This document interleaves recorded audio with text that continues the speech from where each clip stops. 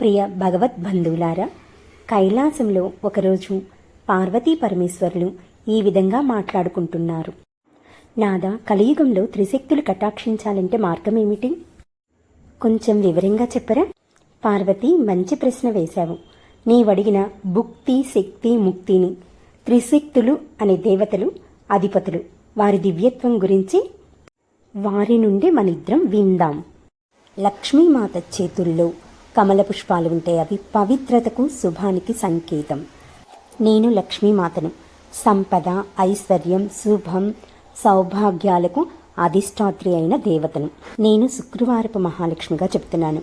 మీ వంశంలో కొలువై ఉండాలి అంటే ఏం చేయాలో? ముంగిళ్లలో ముగ్గులు పెట్టడం, గుమ్మానికి పసుపు రాయడం, తోరణాలు కట్టడం, తులసి మాతకి దేవుని ఎదుట దీపాలు వెలిగించడం, పాలతో వండిన పదార్థాలు నైవేద్యంగా సమర్పించడం, భార్యాభర్తలు ఎప్పుడు అన్యోన్యంగా సంతోషంగా ఉండడం, వచ్చిన అతిథులకు, అభాగ్యులకు సేవలు చేయడం. ఇలా చేస్తూ ఉంటే ఆ ఇంట్లో నేను వృద్ధి చెందుతూ ఉంటాను. నాది స్థిర స్వభావం కాదు కాబట్టి నేను కొన్ని చోట్ల అస్సలు నిలవలేను.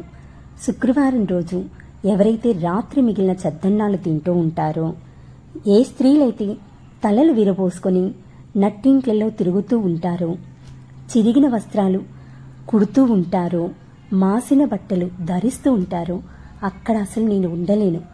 అపరిశుభ్రంగా ఉన్న చీటికి మాటికి భార్యాభర్తలు తగువులు పెట్టుకుంటున్నా ఆ ఇంట్లో అసలు ఉండలేను.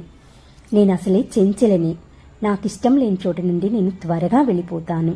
నేను శ్రీ బీజాక్షంలో కొలువై ఉంటాను. జపించడం వల్ల నా కటాక్షం అందరికీ సులభంగా లభిస్తుంది. నేను శక్తిమాతను. సకల సృష్టికి మూలమైన దివ్యశక్తిని. ఈ విశ్వమంతా ఉన్న శక్తి, చైతన్యం, కదలిక అన్నీ నా నుండి ఉద్భవించినవి. శక్తి లేకుండా ఏ కార్యము జరగదు. అందుకే నన్ను ఆదిశక్తి, మహాశక్తి, పరాశక్తి అని కూడా పిలుస్తారు. నన్ను పూజించడం ద్వారా భక్తులకి ధైర్యం, ఆత్మవిశ్వాసం, ఆరోగ్యం, విజయం లభిస్తాయి. భయం నశిస్తుంది, దుఃఖాలు తొలగుతాయి. దేవతల ప్రార్థన మేరకు నేను అనేక అవతారాలు ఎత్తాను. దుర్గా, కాళీ, వారాహి, ఇలాగా ధర్మాన్ని రక్షించడానికి, అధర్మాన్ని నాశనం చేయటానికి దేవతలు ప్రార్థించగా ఉద్భవించాను అనేక రూపాలలో. నాకు మంగళవారం ప్రీతికరం.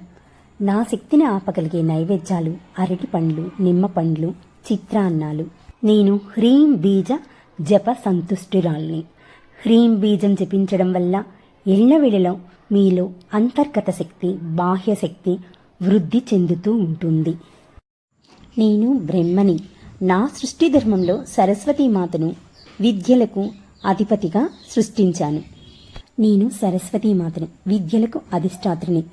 వ్యవహారిక జ్ఞానం నుండి బ్రహ్మజ్ఞానం వరకు ఇవ్వగలిగిన దేవతను. పంచమీ తిథులు, మూలా నక్షత్రాలు అత్యధిక శక్తి కలిగి ఉంటాను. నేను వాక్కుకి అధిదేవతను. వాక్ నా అధీనంలో ఉంటుంది. ఐం బీజాక్షరాన్ని నిరంతరం జపిస్తూ ఉంటే అజ్ఞానం నుండి జ్ఞానం అనే వెలుగులోనికి తీసుకొని వస్తాను. ఐం అనే బీజాక్షరాన్ని పండితులు లేదా గురువుల చేత నాలుక మీద మూలా నక్షత్రం రోజున వ్రాయించుకొని నిత్యం ఎవరు జపం చేస్తూ ఉంటారో వారి మేధాశక్తి అద్భుతంగా ఉంటుంది. నాదా, కలియుగంలో జనులకు చాలా సులువైన మార్గాన్ని చూపించారు. సతీ, నీ కోరిక నెరవేరిందా? త్రిశక్తుల గురించి నీ బిడ్డలకు తెలియచేసి వారిని ఉద్ధరించాలనే కదా. నీవు ఏదైనా లోక కళ్యాణార్థం మాత్రమే అడుగుతావు.